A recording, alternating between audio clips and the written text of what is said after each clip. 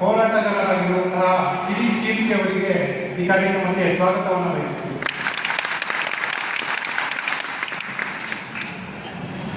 ಧರ್ಮಕ್ಕೆ ಷಡ್ಯಂತ್ರ ಆದಾಗ ನಮ್ಮ ಕಡೆಯಿಂದ ಸತ್ಯವನ್ನು ಎಷ್ಟಾಗುತ್ತೆ ಅಷ್ಟು ಜನರಿಗೆ ತಿಳಿಸೋಣ ಅಂತ ಹೋರಾಟವನ್ನು ಮಾಡುತ್ತಾ ಬಂದಿರುವಂಥ ವಿಕಾಸ್ ಶಾಸ್ತ್ರಿ ಅವರಿಗೂ ಕೂಡ ಈ ಒಂದು ಕಾರ್ಯಕ್ರಮಕ್ಕೆ ಸ್ವಾಗತ. ಧರ್ಮಕ್ಷೇತ್ರ ರಕ್ಷಣೆ ಈ ಕಾರ್ಯಕ್ರಮ ಇವತ್ತು ಯಾಕೆ ಆಯೋಜನೆ ಆಗಿದೆ ಅಂತಂದರೆ, ನೀವು ನೋಡಿರ್ಬೋದು ರಾಜ್ಯದಲ್ಲಿ ಎಲ್ಲ ಕಡೆಯೂ ಕೂಡ ಇದೇ ಸುದ್ದಿಯಾಗಿದೆ. ನಮ್ಮ ದೇವಸ್ಥಾನಗಳ ಮೇಲೆ ಷಡ್ಯಂತ್ರಗಳು ನಡೀತಾ ಇದೆ.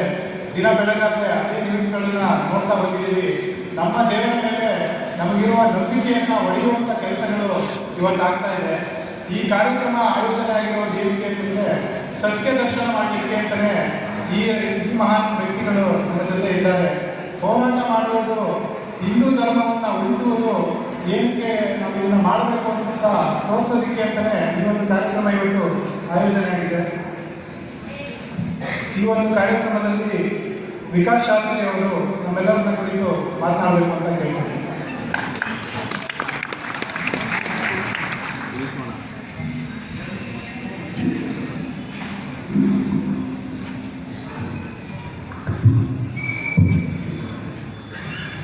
ವೇದಿಕೆ ಮೇಲೆ ಆಸೀನರಾಗಿರ್ತಕ್ಕಂಥ ನಮ್ಮ ನೆಚ್ಚಿನ ಅಣ್ಣ ಚಕ್ರವರ್ತಿಗೆ ಪ್ರೀತಿಪೂರ್ವಕ ನಮಸ್ಕಾರಗಳನ್ನು ಸಲ್ಲಿಸ್ತಾರೆ. ಮತ್ತು ಕಿರಿಕೀರ್ತಿ ಅವರಿಗೆ ಹೊಸ ನಾಮಕರಣ ಆಗಿದೆ, ಧರ್ಮಕೀರ್ತಿ ನಮ್ಮ ಬೆಂಗಳೂರಿನಲ್ಲಿ.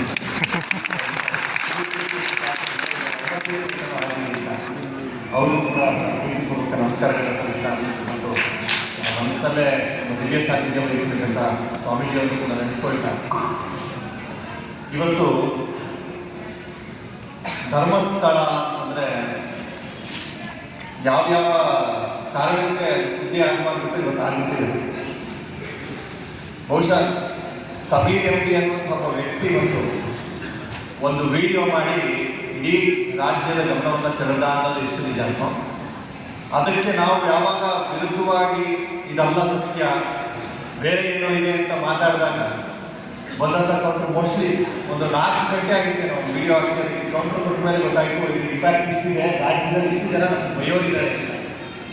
ಆದರೆ ಬಯಸ್ಕೊಳ್ಳೋದೇ ನಮ್ಮ ವಸ್ತು ಆಗಿರಲಿಲ್ಲ.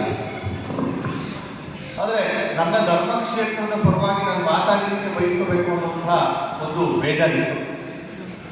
ಅದಾದಮೇಲೆ ಚಕ್ರವರ್ತಿಯನ್ನು ಅವಾಗ ಧೈರ್ಯ ಕೊಡ್ತಾನೆ ಇದ್ರು, ಇಲ್ಲ ಇದೆಲ್ಲ ಆಗ್ತಾ ಇರಬೇಕು, ಸತ್ಯ ದರ್ಶನ ಮಾಡಿಸೋದಕ್ಕೆ ಹೋಗ್ಬೇಕಾದ್ರೆ ಇದೆಲ್ಲ ಸಾಮಾನ್ಯ.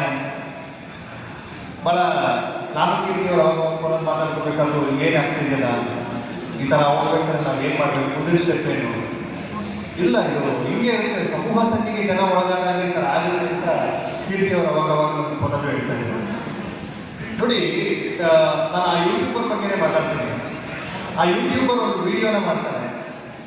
ವಿಡಿಯೋ ಮಾಡಿದ ನಂತರ ಇಡೀ ಪ್ರಕರಣ ಎಲ್ಲ ಒಂದು ದಿಕ್ಕೆ ತಪ್ಪುತ್ತೆ. ನೋಡಿ, ಅವ್ನು ಬಂದ ಅಂತಂದರೆ ಫಸ್ಟು ಒಂದು ಮಹಿಳಾ ಆ್ಯಂಕರ್ ಬಗ್ಗೆ ಒಂದು ವಿಡಿಯೋ ಮಾಡಿರ್ತಾರೆ ಒಂದು ಚಾನಲಲ್ಲಿ, ನಿಮಗೆಲ್ಲ ಗೊತ್ತಿರ್ಬೋದು. ಒಂದು ಮಹಿಳಾ ಆ್ಯಂಕರ್ ಬಗ್ಗೆ ಮಾಡಿರ್ತಾರೆ, ಹೊಗಳಿ ವಿಡಿಯೋ ಮಾಡಿರ್ತಾರೆ. ಆ ಮಹಿಳಾ ಆ್ಯಂಕರ್ ಕೆರಿಯರ್ ಗ್ರಾಫ್ ಆಗಿದೆ. ಎರಡನೇದಾಗಿ ಆ ವ್ಯಕ್ತಿ ಒಬ್ಬ ಪ್ರಖ್ಯಾತ ನಟನ ಬಗ್ಗೆ ಸಪೋರ್ಟ್ ಮಾಡ್ಕೊಂಡು ಒಂದು ವಿಡಿಯೋ ಮಾಡ್ತಾನೆ, ಅವನ ಗ್ರಾಫ್ ಕೂಡ ಬಿದ್ದೋದು. ಈಗ ಈ ಹೋರಾಟಗಾರರನ್ನ ನಂಬಿಸಿ ಮೆಚ್ಚಿಸ್ಕೊಳ್ಳಿಕ್ಕೋಸ್ಕರ ಅವ್ರನ್ನ ಹೋಗಿ ಒಂದು ವಿಡಿಯೋ ಮಾಡ್ತಾನೆ, ಅವರೆಲ್ಲ ಬೆತ್ತಲಾಗ್ಬಿಟ್ರು ಸಮಾಜದ ಮುಂದೆ. ಗುಳ್ಳೆ ಪ್ರಕರಣ, ಭೀಮಾ, ಸುಜಾತಾ ಭಟ್, ಈಗ ಇನ್ನೊಂದು ಯಾವ್ದಾವ ಹೊಸದಾಗಿ ಬರ್ತಾ ಇದೆ, ಅವರು ಎಲ್ಲರೂ ಈಗ ಬೆತ್ತಲಾಗುವಂಥ ಸಿಚುವೇಶನ್ ಬಂದ್ಬಿಟ್ಟಿದೆ. ಒಂದು ಇದರಲ್ಲಿ ನಮ್ಗೆ ಅರ್ಥ ಆಗಿದೆ ಏನು ಗೊತ್ತಾ, ಸಮೀರ್ ಎಂ ಡಿ, ಮೊಹಮ್ಮದ್ ಸಮೀರ್ ಒಬ್ಬ ಐರನ್ ಲೆಗ್ ಅಂತ ನಾವು ಕರಿಬೋದೇನೋ ಅಂತ ಅನ್ಸುತ್ತೆ. ಎಲ್ಲಿ ಕಾಲ ಆಗ್ತದೆ ಅಲ್ಲೆಲ್ಲ ಸ್ಟಾಪ್ ಆಗೋಗ್ತಾ ಇದ್ದಾರೆ ಅಂತ. ಯಾರು ಪರವಾಗಿ ಅವರು ಮಾತಾಡ್ತಾರೋ ಅವರೆಲ್ಲ ಕೆಳಗೆ ಬಿದ್ದೋಗ್ತಾ ಇದ್ದಾರೆ. ಯಾರು ಇವತ್ತು ನಿಂತ್ಕೊಳ್ಳೋ ಸಿಚುವೇಶನ್ ಅವರಿಲ್ಲ. ಆದ್ರೂ ಪಾಪ ಏನೋ ಒಂದು ಆತ್ಮಸ್ಥೈರ್ಯದಿಂದ ಒಬ್ಬರೋ ಇಬ್ಬರು ಹೋರಾಟಗಾರರು ಧೈರ್ಯವಾಗಿ ಲೈವ್ ಬಂದು ಅದು ಇದು ಮಾತಾಡ್ತಾ ಇದ್ದಾರೆ. ಅದು ಸ್ವಲ್ಪ ಜನರು ಮೆಚ್ಚಿಸ್ಕೊಳ್ಳಿಕ್ಕೋಸ್ಕರ ಅದೆಲ್ಲರೂ ಅರ್ಥ ಆಗಿದೆ. ನಾನು ಹೇಳಿದ್ದೆ ಅವಾಗ, ನಾವು ಅದಕ್ಕೆ ಫಸ್ಟು ವಿಡಿಯೋ ಮಾಡಿದಾಗ ನಾವು ಇದ್ದಂತಹ ಏನು ಬಹುಶಃ ನಾವು ತುಂಬ ಡಿಸ್ಕಸ್ ಮಾಡ್ಕೊಂಡು ಮಾತಾಡ್ಬೇಕಂತ ಸಿಕ್ಕಾಪಟ್ಟೆ ಬೇಜಾರು ಮಾಡ್ಕೊಂಡಿದ್ದೀವಿ. ನಮ್ಮ ಜನ ಸತ್ಯ ಮಾತಾಡ್ತಾ ಇರೋದು ಅದು ಸುಳ್ಳು ಪೇಮೆಂಟು ಅದು ಇದು ಎಲ್ಲ ಕಮೆಂಟ್ಗಳನ್ನು ನೋಡ್ತೀವಿ.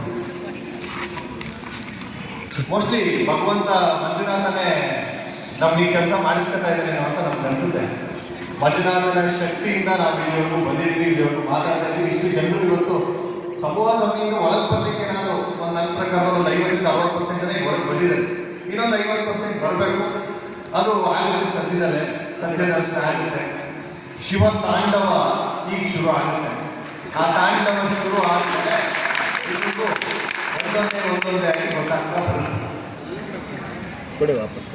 ಓವರ್ ಮೆನ್ಸ್ ತಾಂಡವ ಅಂತ ನಾನು ಮಾತಾಡಬೇಕು. ಎಷ್ಟು ನೀಟಾಗಿ ಎಷ್ಟು ಆಡೋದು ಒಂದೇ ವಿಡಿಯೋಲಿ ಇಡೀ ರಾಜ್ಯ ಗೊತ್ತಾಗಲ್ಲ.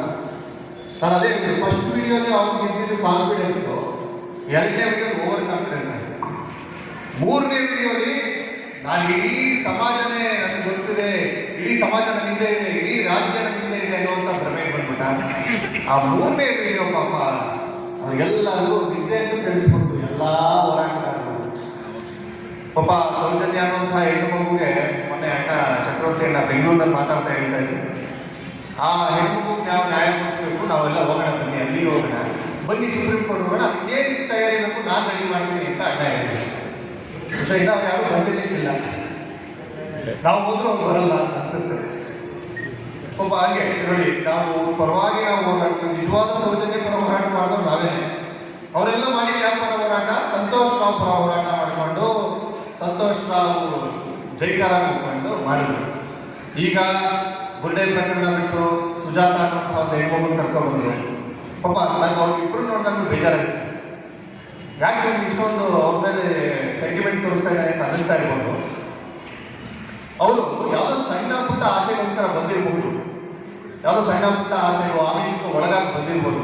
ಇವತ್ತು ಭೀಮಾ ಬರಬೇಕಾದ್ರೆ ಮೂರು ಲಾಯರ್ಗಳು, ಒಳ್ಳೆ ಕಾರ್ಗಳು ಅವ್ರ ಜೊತೆ ಬರ್ತಾ ಇದ್ದಾರೆ. ಇವತ್ತೊಂದು ಬೇಲ್ ಅಪ್ಲಿಕೇಶನ್ ಹಾಕಕ್ಕೋ, ಅವ್ರನ್ನ ಬಿಡಿಸೋಕ್ಕೋ ಯಾರಾದರೂ ಇದ್ದಾರೆ.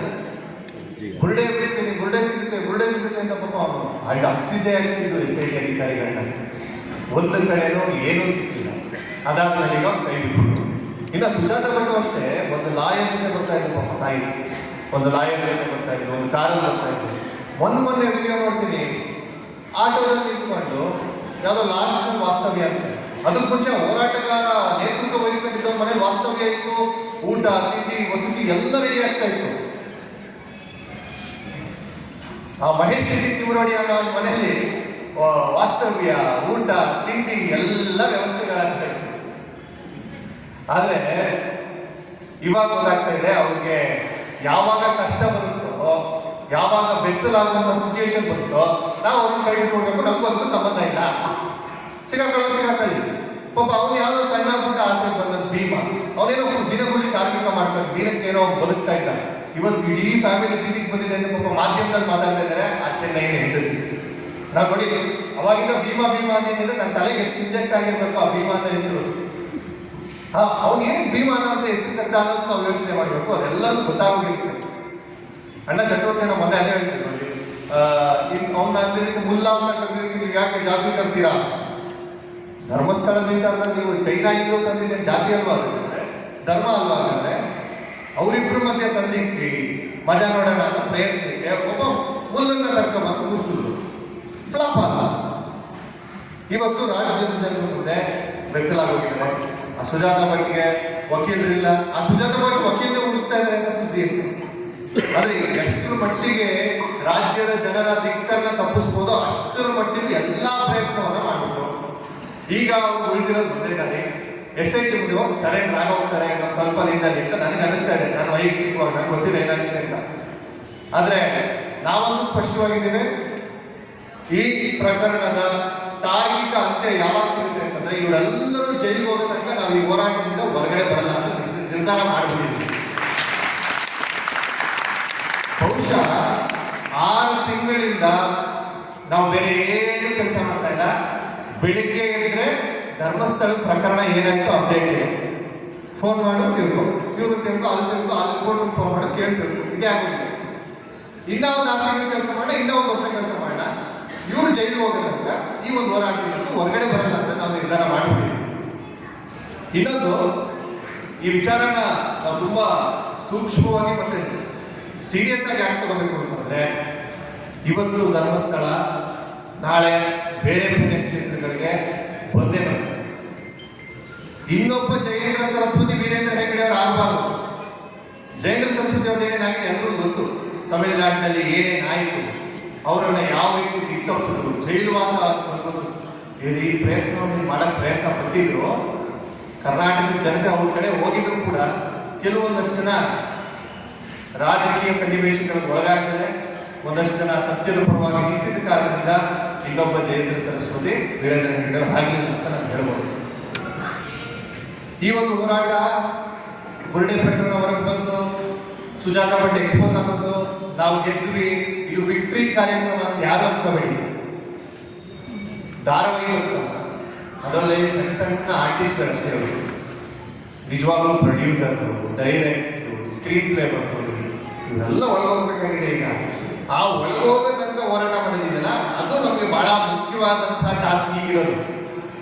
ನಮ್ಮ ಮುಂದಿನ ಗುರಿ ಏನು ಅಂತಂದ್ರೆ ಈ ಒಂದು ಷಡ್ಯಂತ್ರವನ್ನ SIT ಸಂಪೂರ್ಣವಾಗಿ ತನಿಖೆ ಮಾಡಬೇಕು. SIT ಕೈಲಾಗಲಿಲ್ಲ ಅಂತಂದ್ರೆ NIAಗೆ ಆಗ್ರಹ ಮಾಡಬೇಕು.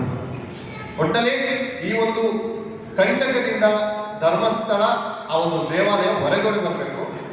ನಾನು ಆವಾಗಲೇ ಹೇಳಿದೆ, ಶಿವತಾಂಡವ ಶುರು ಆಗಲೇಬೇಕು. ಶುರು ಆಗುತ್ತೆ, ಆದರೆ ಅವ್ರು ಹೇಳಿದ ಥರ ಆಗಲ್ಲ. ಅವರನ್ನೇ ಕುಣಿಸುತ್ತೆ, ಅವ್ರನ್ನೇ ಮಲಗಿಸುತ್ತೆ. ಇವರೆಲ್ಲರೂ ಎಲ್ಲಿಗೆ ಹೋಗ್ತಾರೆ ಅಂತ ಕೇಳ್ಬಿಡಿ ಅಷ್ಟೇ. ಈ ಒಂದು ಕಾರ್ಯಕ್ರಮಕ್ಕೆ ಆಹ್ವಾನ ಕೊಟ್ಟಂತಹ ಎಲ್ಲ ತಂಡದವರಿಗೆ ಮತ್ತು ಚಕ್ರವರ್ತಿ ಅನ್ನೋರಿಗೆ ಮತ್ತು ಕಿರಿಕಿರ್ತಿ ಅವರಿಗೆ ನಾನು ಧನ್ಯವಾದಗಳ ಮಾತುಗಳನ್ನು ಮುಗಿಸ್ತೇನೆ. ಎಲ್ಲರಿಗೂ ನಮಸ್ಕಾರ.